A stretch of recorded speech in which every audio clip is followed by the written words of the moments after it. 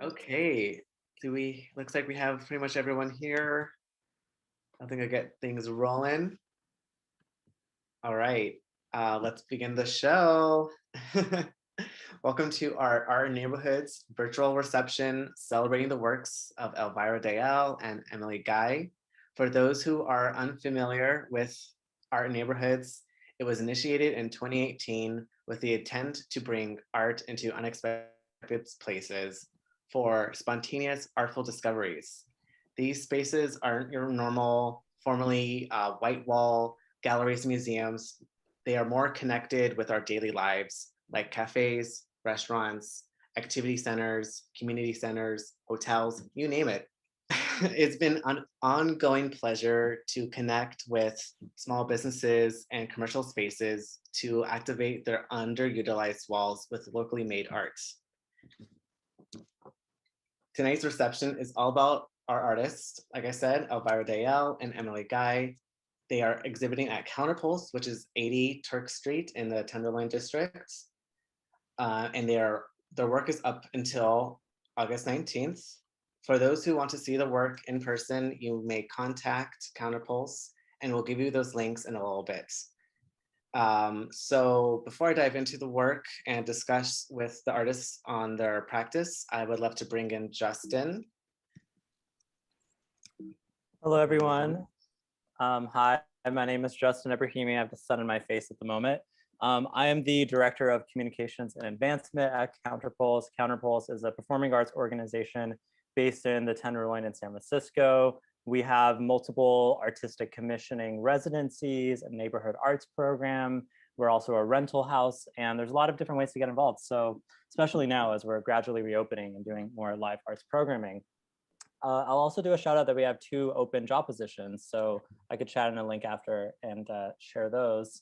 And of course, we have a visual arts program. So we've been lucky to partner with Artspan's Arts and Neighborhood program for several years now, welcoming visual artists to exhibit their work on our space, which is a 3-level gallery space. And I'll just share a little bit about our curatorial process. So what we look for when we're reviewing the applicants is alignment with our general curatorial values of social relevance, innovation of traditional art forms, and selecting site-specific works. And we also look at how these works fit curatorially with the rest of our season of events, whether they are live or virtual, just looking for paralleling themes and elements that really, when an audience comes into the space, they will see these visual artworks before and after the performance. So we consider that. So when we're looking at Emily Guy's work, who's they're exhibiting work on the upstairs and mezzanine levels of our building, we were drawn to the fabrications of human forms in a way that felt isolating, and the sense that nature is peeling, it's peeling quite literally like wallpaper in this empty space. We're resonating with this idea of a collective space, of place and intimacy, as Dayal was saying. Oh, sorry, I think I'm confusing my notes.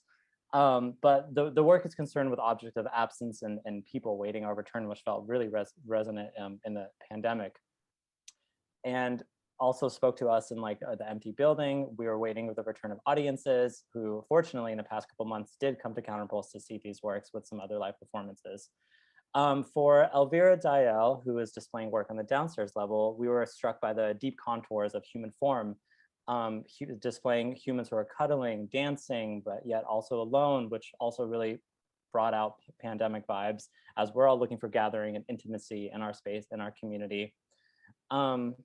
So yeah, I mean, I think that this exhibition is really perfect to begin as in the pandemic, and as we're so slowly reopening our space and having a spring and summer season of events and performances. So we do have some exciting work happening later in the summer and the fall. So feel free to check out our website and let us know if you have any questions. Thank you, Justin. Is there any current show right now that can correlate with the artworks, or not quite yet? I would say yes, but it's virtual. We do have another virtual showcase of dance films and other performances of queer emerging Bay Area artists that I definitely feel would resonate. The films were created over the past year and a half. But we're going to be a little bit quiet for the next month or so. No worries. I totally understand. We're all getting our feet back on the ground as we reopen and get all our creative energy back into shape. So I'm excited to see what future endeavors Counterpoles has to offer, and I'm excited to hear about your curatorial program. Maybe as an artist, I could probably apply. Definitely, yeah. Fantastic. Thank you so much. All right, we're going to be moving on to our first artist of the night, Elvira Dayal. Oh, it's my mistake. Hi, Elvira. How's it going? Hello. Good. Great. Excited about this talk. We're happy to have you here. We're going to dive into your work. Elvira is an artist who creates quietly disturbing yet relatable soft pastel drawings. Elvira, your work is very concurrent and it relates to our collective trauma. What do you hope viewers feel when experiencing your artwork? So when I'm thinking about collective trauma, I kind of, in my mind, it sort of refers to maybe collective memory. I mean, all of our traumas are coming from different origins, different place, and our sort of collective experiences. And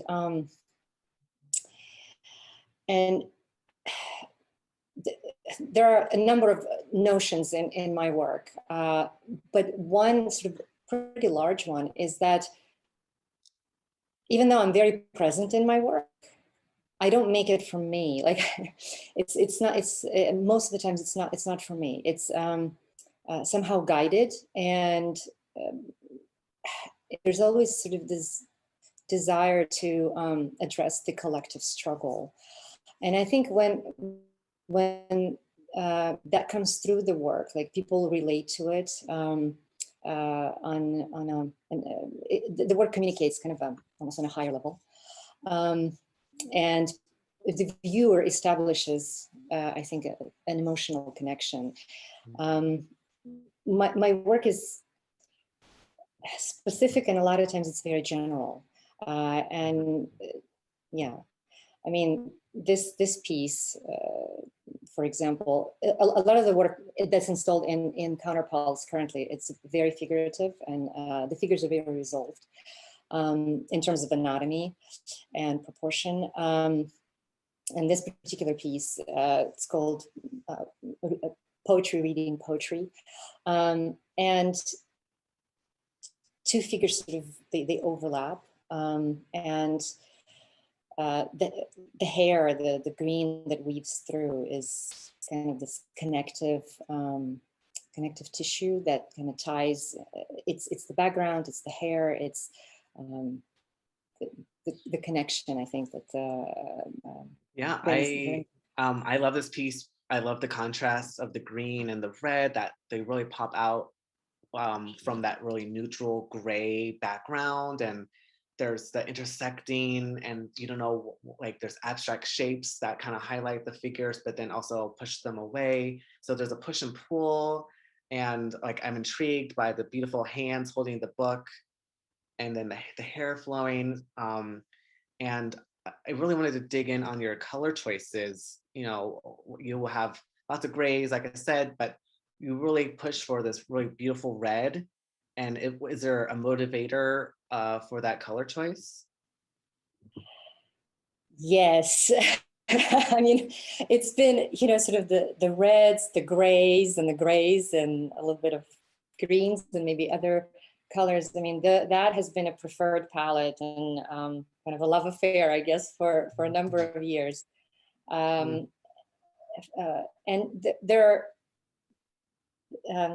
there's maybe, you know, one main reason, and there are also multiple other reasons for it.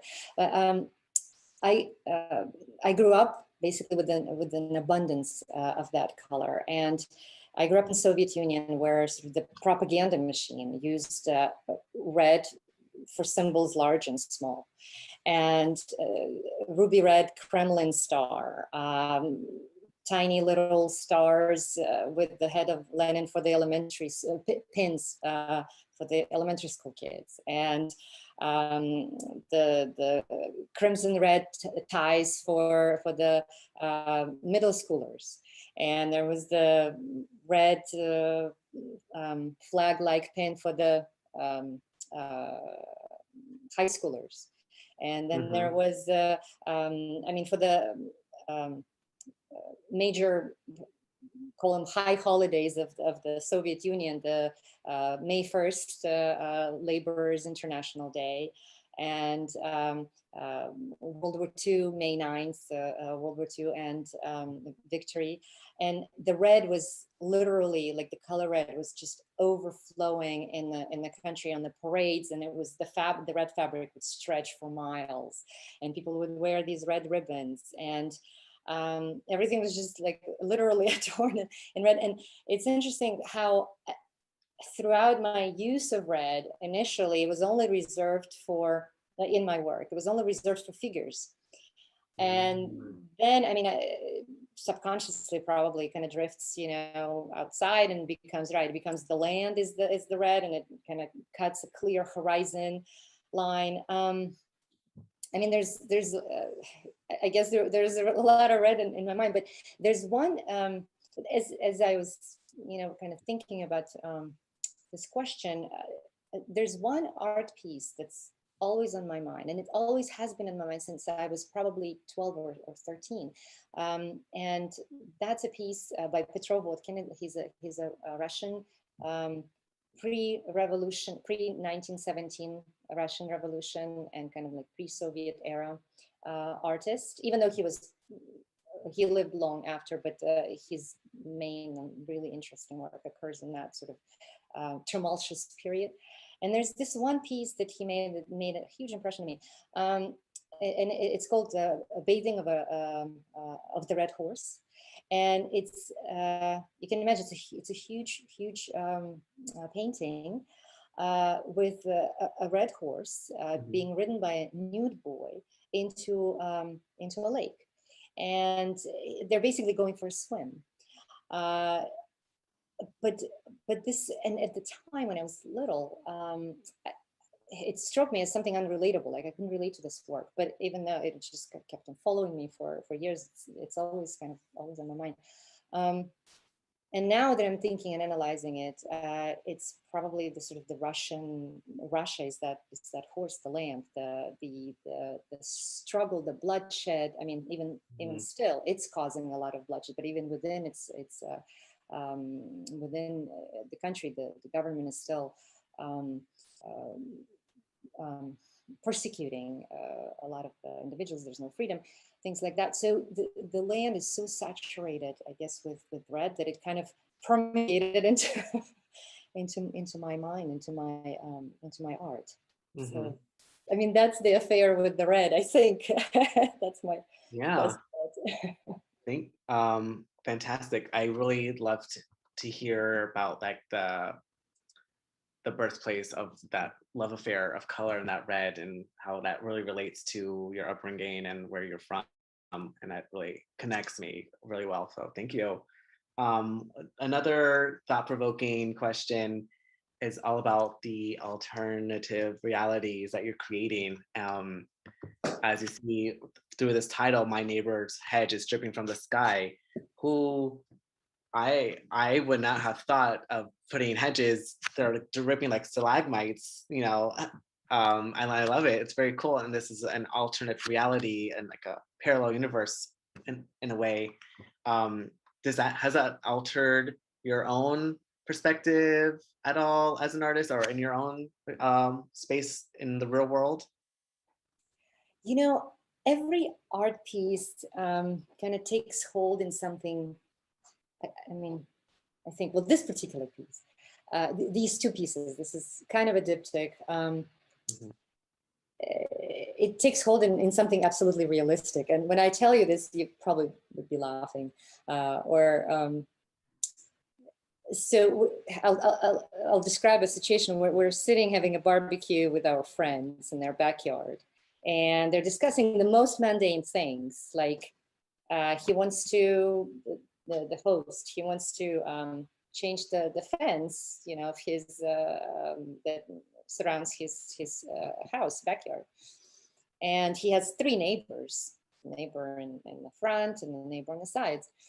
And he approached his neighbors and he's telling them, would you like to participate in changing the fence? And so the two neighbors are okay, but this one neighbor, he's like, you want to change it, change it. I don't, but as long as you don't touch my trees and as long as you don't, disturb the bushes. And so this idea of this, property lines, like these real but very arbitrary kind of divisions that exist on a very small scale in our backyard or their backyard, but on a larger scale in our countries, or we're constantly, right, and so for me this was like a reality, but it's constantly an alternate reality in a way. And so this is basically that hedge that they were discussing and an issue with. It was literally, it felt like it was kind of altering our mind, because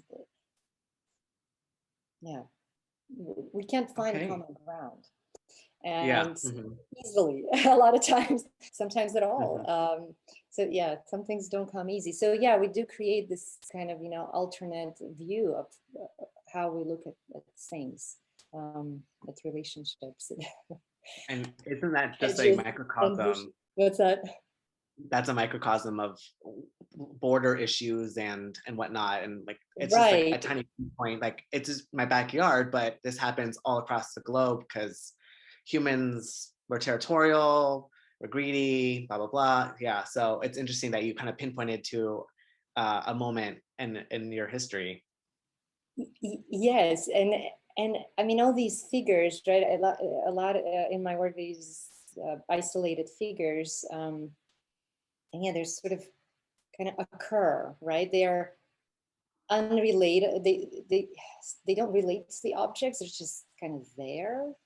But of course, it puts you like it puts the viewer into that work, right? Like kind of the viewer can relate to the figures, so Mhm, you ultimately start reading the scale, right, of mhm. these hedges that can't really grow upside down. Okay, yeah.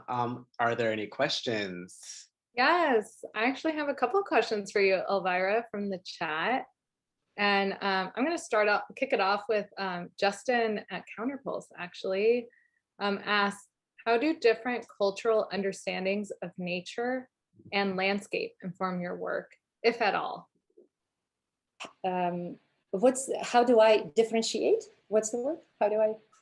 How do different cultural understandings How's of that? nature and landscape inform your work, if at all?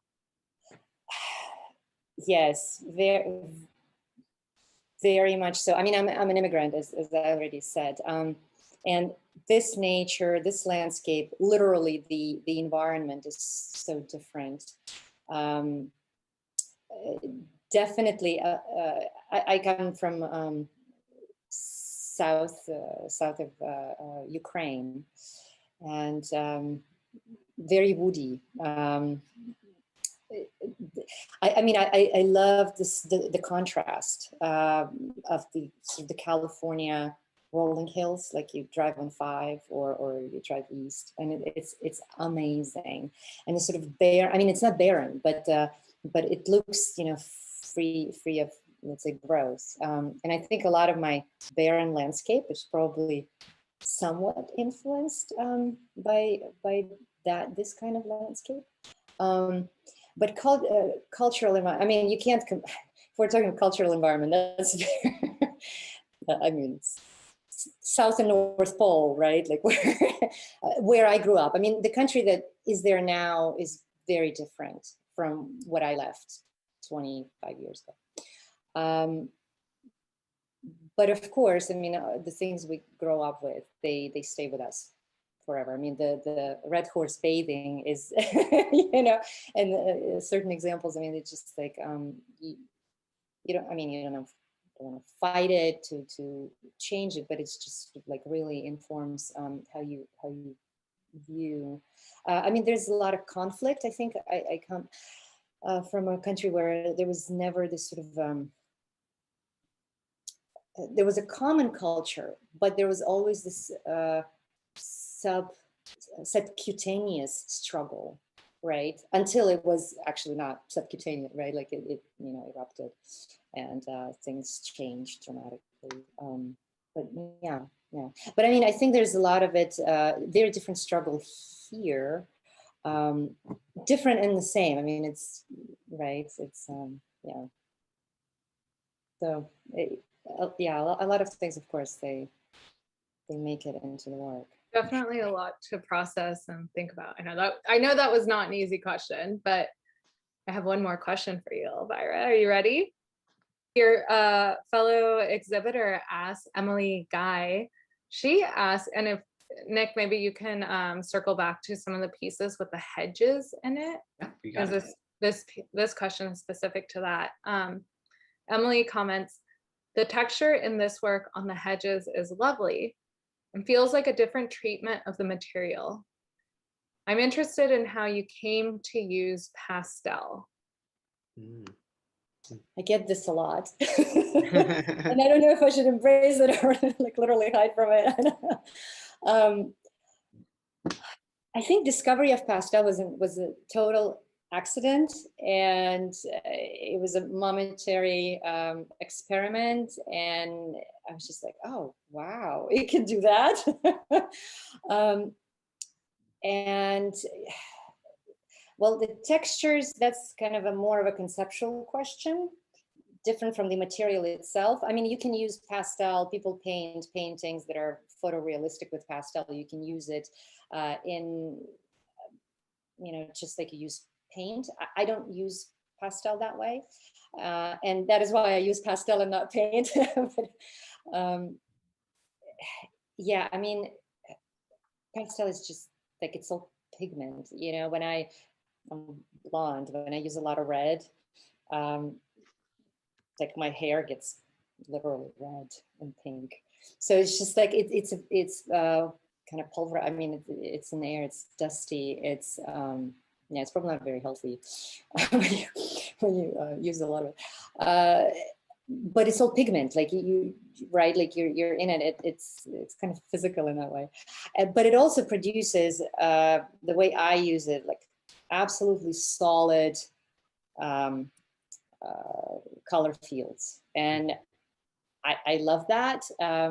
That's what mostly like attracts me. I guess you could achieve that in paint as well, but then you would see the brush strokes, and I don't like that. So I a lot of times I want to remove myself from the work. I don't know in that way, but I do put, so like these hedges are rendered some, I mean, yes, there's textures somewhat maybe realistically, like you can, maybe even tell a certain plant from it. So I do like to throw that in once in a while, like I put a kind of like a allusion to a three-dimensionality of the piece. So, yeah, I just kind of like to play with that. That's my mind game. I mean, it's kind of like keeping things simple and then doing something else to it. Yeah. I definitely see that in your work, where there is large fields of just flatness, and then you bring in some definition, like with the hair here, or there's the line work where you see the head and the arm, but everything else is kind of flat. So it's just a beautiful rendering of pastel. So yeah, like in these other pieces with the male figures, like I started experimenting with this light source. Like you can see these, right? Like you have, I mean, it's a light source, and it actually started with that diptych that we talked about earlier. The guy sitting at the bottom, he's holding an iPad. I mean, kind of, and then this one, yeah. And she's also having this sort of light source. It's kind of okay. Very almost a proportion of the iPad. or like a tablet, I should Yeah. say. Mhm. Yeah, so with color, you can suggest a lot of things, just very simply. But I mean, it can be a book, right? So yeah, it's good to keep things kind of um, dubious, Mhm. but just sort of suggest things, suggest ideas. Yeah, Yeah, I here believe too, there's like this a piece is light very bulb. dubious. Yeah. I love the swirl of the I presume it's moonlight, and I love this piece, and I get lost in it, and I could feel the energy of the night kind of like taking Yeah, me to it's the kind of clouds started and with her scarf in a way. I mean, and she's oh. clothes. She's wearing this scarf with the figure, maybe, Mhm. and then yeah, it just sort of starts the swirl. Yeah. Well, if there are any questions, anyone else want to shout out? No? Okay. Thank you so much, Elvira. That was so wonderful to hear about your work. Yeah, of course. And like we're gonna move forward with our next artist, Emily Guy. This is her info. Please check out her website and follow her on Instagram, just like Elvira.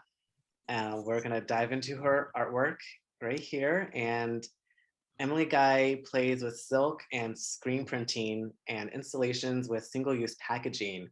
Welcome, Emily. As a fellow artist, I've noticed that your works are carefully edited, and I was wondering what really guides you to find the balance and harmony. Yeah, thank you so much for having me here, and thank you, Elvira, also for your wonderful, presentation on your work and discussing it. Yeah, I mean, I think this body of work in particular, a lot of it is about kind of creating a sense of kind of a mass of objects and a mess of objects even. But and most of them are kind of created piece by piece and almost kind of like a building process where I'm kind of adding these individual elements. I'm really interested in kind of highlighting particularly mundane or kind of unnoticed. Often I'm sourcing like my photographs, I'm taking photographs that um, from at the dump or at junk stores, thrift stores, and kind of highlighting and bringing those elements together. And for me, that building process is kind of really playful and also like kind of creates. It's about kind of creating a composition for the work. So. Love to hear that. Any commentary on this installation mess set? Yeah. So I definitely created this thinking about this particular space at Counterpulse, which is this like beautiful kind of ledge that's above the doorway, and it's actually kind of a wide area. And yeah, I mean, I was thinking a lot about, Counterpulse is a place where people are where there's a lot of performances happening, and my work really shifted during the pandemic. I mean, these were themes and objects certainly that I was using before, but kind of thinking about objects as sort of stand-ins for people, particularly objects that were not being used anymore and that were sort of like emptied in space. And the set part of it definitely kind of came out of thinking about Counterpulse as this place where um, performance is happening and theater and dance and kind of creating this flatness and this two-dimensionality that in a three-dimensional space. So that was kind of what I was thinking about.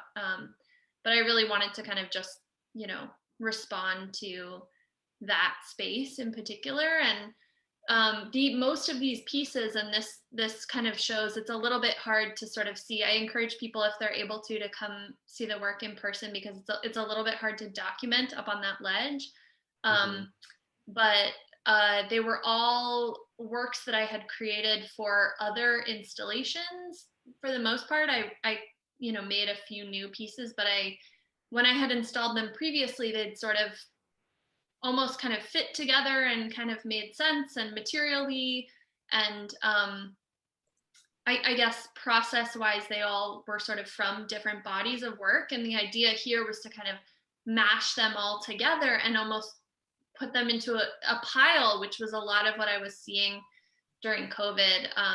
Piles of chairs, tables pushed together that were sort of actually creating barriers rather than places that were kind of welcoming or being used for people. All of these pieces of furniture and all of these objects and things that were sort of designed and meant to kind of bring us together were actually, not useful anymore, at least temporarily. And were for me, it was really interesting to see, because I'd always kind of been interested in thinking about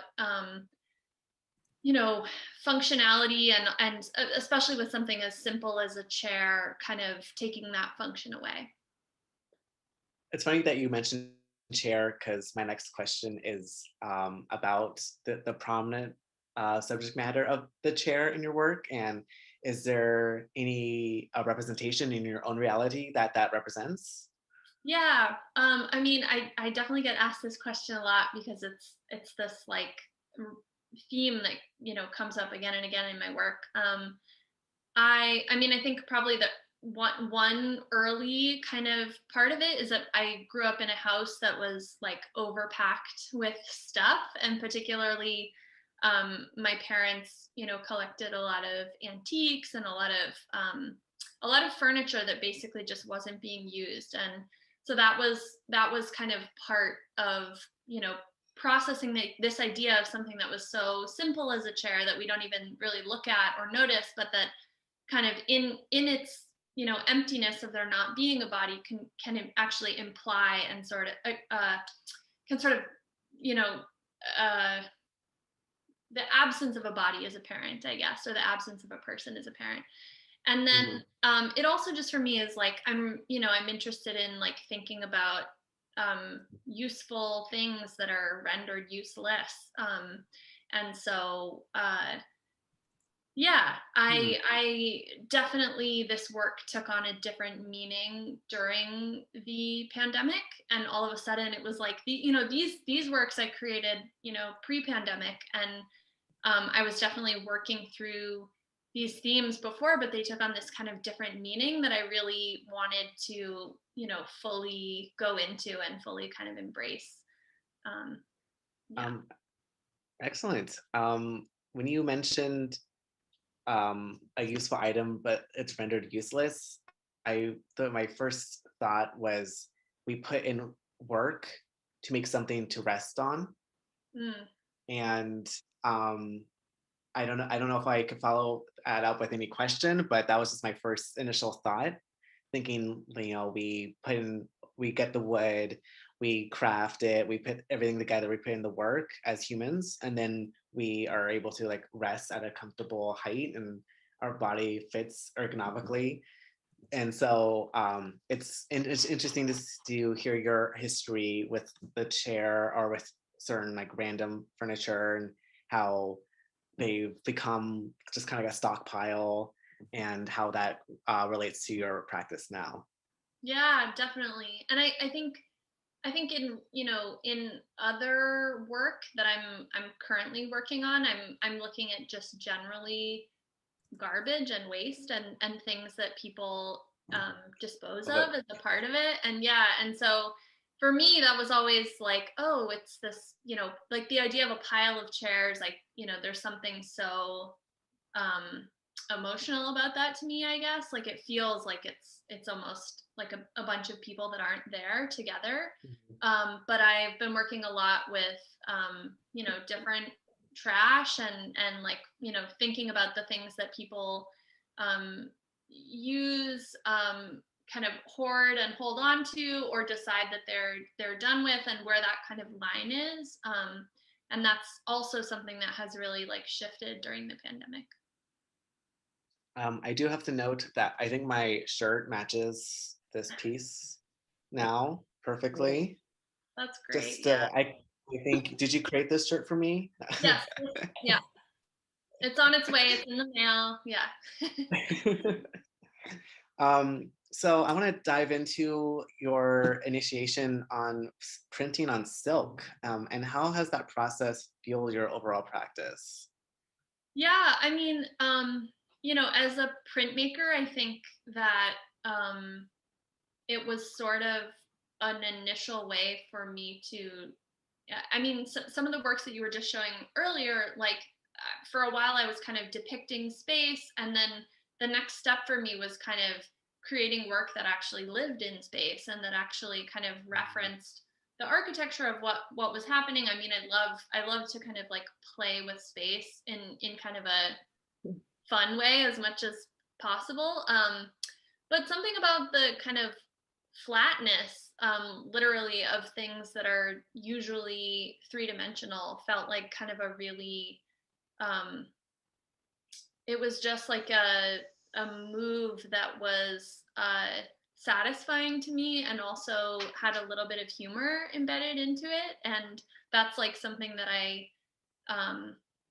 that I definitely enjoy working with. And so, you know, as a printmaker, this work that you have up here right now actually is created digitally, which was also, you know, embracing kind of working with an inkjet printer. That was something that was really new to me.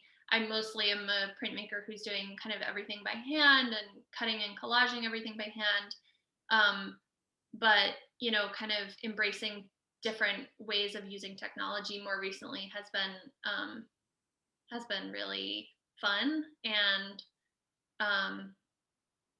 yeah, I mean, so the silk in particular, I feel like it can have a really ghostly kind of, I really like when the translucency and the transparency kind of becomes a part of the idea of the work and kind of the way that it's sitting in space. So very recently, actually, I've moved away a little bit from the silk, and I'm working with just plastic and painter's plastic, really, you know, bubble wrap, things that are just around and that we're not even really necessarily thinking of as an art making material. But yeah, I like the idea of things that would ordinarily be sort of glossed over and looked over sort of appearing differently in space, and sort of like arresting how we might interact with space. Fantastic. Are there any questions for Emily? There are. Well, I'm gonna, you know what, Emily, I'm gonna kick you off with some comments. There's a question hidden in there. So first up, I'm gonna shout out Jason, who pointedly said we can all relate to these pieces of furniture, which I totally felt as well.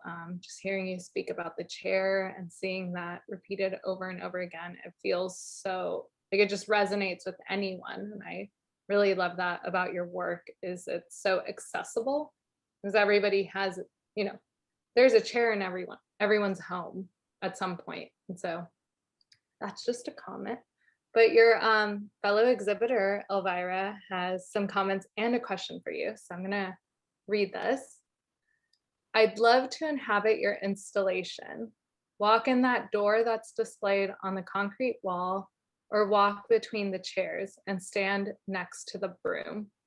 Ethereal and present. My perspective is skewed as I look at them. How do you select the perspective to photograph or capture pieces for the work? Yeah, that's a big part of it, and it's challenging to find the perspective. I mean, I think a lot of what I'm doing, like in a work like this, is almost kind of trying to create a little bit of a sense of trickery, and kind of like something that appears natural in space but isn't actually quite, you know, how you would expect it. And so I mean, I take a lot of photos, carefully measuring out how far away I am, and then and that's how, kind of, when I work site specifically, I'm thinking about, okay, at what distance will someone ideally be standing, and how is that perspective kind of going to change? But I also, I just snap a lot of photos, like visiting places like Urban Ore in Berkeley, and different junk stores and junkyards and thrift stores, Salvation Army, like all kinds of different places. And so I kind of I like to have a camera with me whenever possible to just kind of capture things. I think there's something that's also kind of interesting about having these life-size objects, but when I installed them at Counterpulse, I mean, I did, bring in a lot of stuff with me, but pretty much all of this work was like rolled onto a single, tube, and it's actually very small and compact and can kind of get folded up into a small scale. So, but yeah, it's always challenging to recreate things at the life-size scale, because it's actually like you instinctively know how big a cup is or a chair is or a paper bag. And there have been lots of instances where I've, thought that I measured something and got the right dimensions, and then I make a print of it and it's just totally off and you can tell. And so, I mean, I'm interested in pushing that and kind of playing with it, but it's also, I mean, I think part of it, I think I'm moving a little bit more towards like abstracting the sort of, not necessarily feeling like I need to exactly represent what's there, and sort of pushing the boundaries of what feels recognizable. But for this work in particular, that was a big part of it, wanting to feel like the perspective and the scale were sort of, we're going to feel bizarre because they're on, correct, and they're right, but everything else that's happening is strange and kind of unfamiliar. I have one more question for you. You may have touched upon it a little bit, but I'm gonna shout it out and also welcome Justin to unmute themselves if they so feel. But let me just start off. Justin commented, I sense a choreography of play and improvisation of objects in your work.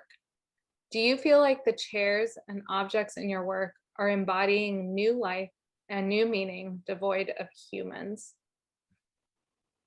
Yeah, I mean, that's really interesting. I feel like because of my like personal history and because of my background, I'm really like sensitive and interested in objects and in things and materials. And I really like the idea of kind of spotlighting or highlighting single objects that otherwise, are on their way to the trash, or have, thinking about kind of the layers of history of different things that have kind of been forgotten or are not being used anymore. So yeah, I'm not sure that exactly answers the question, but I think, thinking about the emotions and kind of the range of emotions that people can feel about objects and space and trash in particular is really interesting to me. And the different ways that we engage with objects. Yeah. Before Thank we you. sorry, thank you for answering all the beautiful questions that people have asked. I wanted to ask you real fast, just for fun, did you go to a thrift town in El Sobrante before they closed? I did, yes. I was really sad when they closed. That was a place that Me was like too. on my commute to Crockett. That was Yeah. a cool. That's like basically around the area that I grew up, and I would go to thrift town all the time. So I'm glad to Yeah, hear that that was definitely a place, and I'm sure a source of inspiration yes, for for all your sure. works. And also congratulations on your MFA thesis show at Thank you. BAMFA. Do you want to give a little information on that? Yeah, sure. So I have work up right now at the Berkeley Art Museum, and the museum is opened on weekends basically, and you have to reserve an advance ticket. But yeah, it's a great show. It's a group show with my work is in it with the rest of my cohort, who are incredible, very, very amazing artists. And there's also just really great work up at BAMFA right now. So I would highly recommend going. And it closes July 11th, I'm pretty sure. So there's plenty of time to go see it. All right, you hear it here, folks. You gotta go to Berkeley, go see some art, go see Emily's pieces and all the amazing artwork from the MFA program at Berkeley. And I wanted to give one more chance for any more questions for Emily. Okay, and we are nearing the end. I want to remind everyone that this exhibition is available online at our virtual Art in Neighborhoods gallery, which you can inquire about purchasing artwork, and you can look at the other artworks that are being exhibited around San Francisco right now, including Ritual, Kamaika, and City Hall. There will be new exhibitions coming soon. We'll be installing and deinstalling next week. I'll be very busy next week, so I'm very excited for that. And now I want to open up the floor to a nice Q&A portion and other just thoughts and compliments that you want to give the artist to anyone, if anyone feels like they're bold enough. Sorry, I'm multitasking, trying to get No worries. Elvira spotlighted here, but I did have a comment, and it's just, and you can hear a dog, so I apologize, of course, right when I'm speaking.